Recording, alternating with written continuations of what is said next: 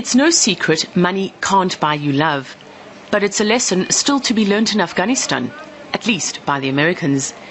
They've invested some $50 billion in the country. India, just over $1 billion. And the result?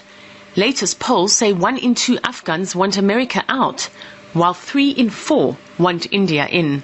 We have a long history of friendly relations between Afghanistan and India. India is our only neighbor who does not interfere in our internal affairs. On the streets of Kabul, you don't have to walk too far. The flavor is often Indian, and the aroma unmistakably spicy. Whatever I want I can find here. Lots of Afghans speak my language. There are Indian CDs, Indian books, and our languages are very similar. And India's role, particularly in the medical and construction industries here, hasn't gone unrecognized. This is one of the projects built by the Indians 4 years ago. It brings water down from a river several kilometers away so that farmers here can easily cultivate their land. These young Afghans are all involved in development work. They say where India falls short in terms of cash support, it more than makes up for in understanding the needs of Afghanistan. They are working in Afghanistan on basic things like dams, streets and other things, but America doesn't. And also, whenever they start a work or they start a project in Afghanistan, they are completing. The main complaint, American projects are often inefficient and poorly resourced. While analysts say India is just better than America at developing projects Afghans want and appreciate. Afghans love India. In my experience, India is just better at implementing projects than the United States. US projects often suffer from inefficiency and bad planning. India is clearly held in high regard here, and it seems they haven't had to buy this positive reputation, a fact that could leave Americans scratching their heads.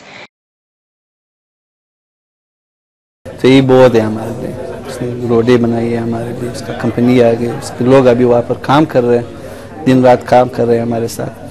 तो India को हम लोग अपनी culture wise ये भाई समझते हैं, क्योंकि बहुत सी चीज़ें जो एक दूसरे के मिलते जुलते हैं.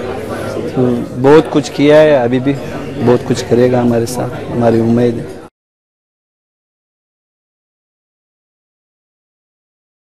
You can ask any Afghan why they think there's so many problems in Afghanistan, and they'll just point to the hills and they'll say Pakistan.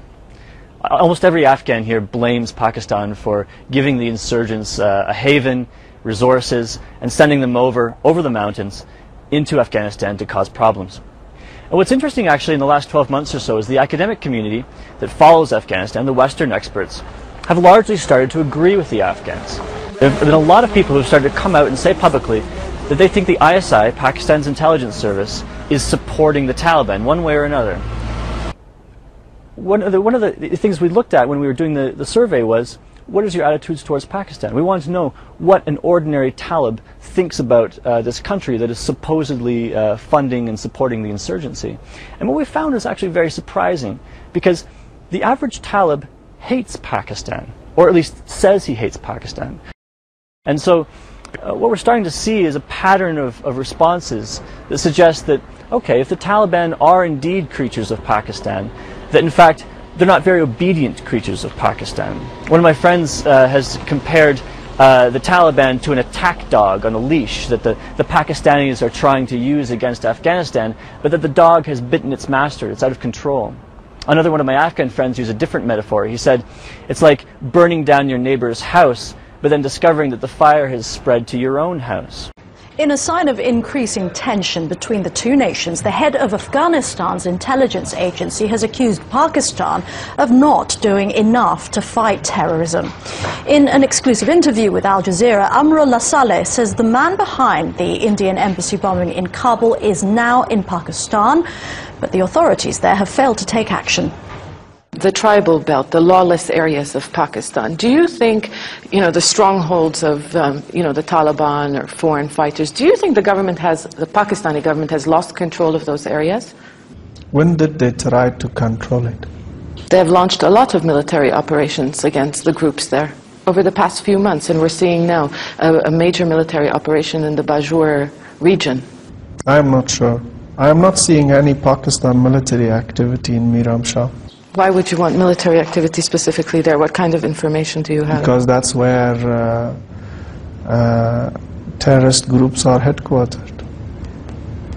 And of course, for arresting the Taliban Leadership Council in Quetta, you don't need a military operation.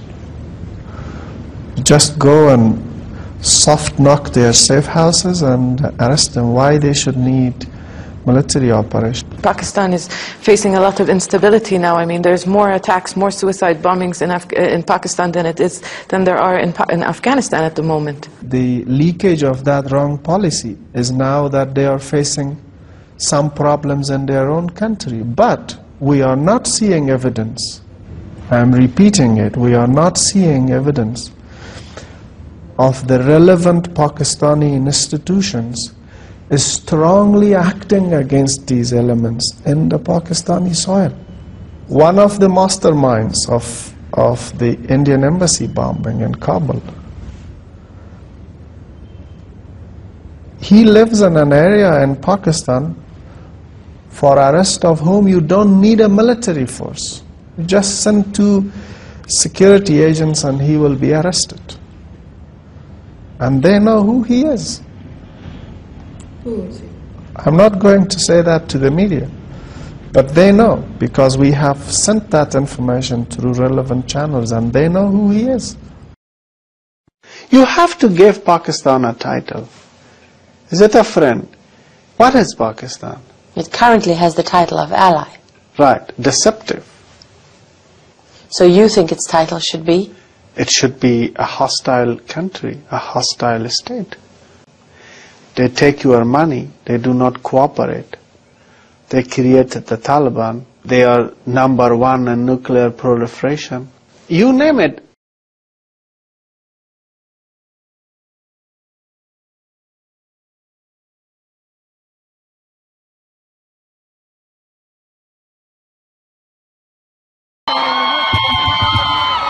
Good afternoon.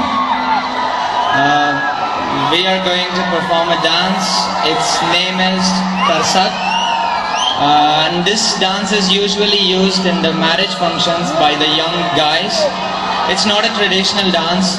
It's actually a fun dance. And also we are not professional dancers, so just we want to perform it. I wish you all would like it. And also I would like your clappings, please. Thank you.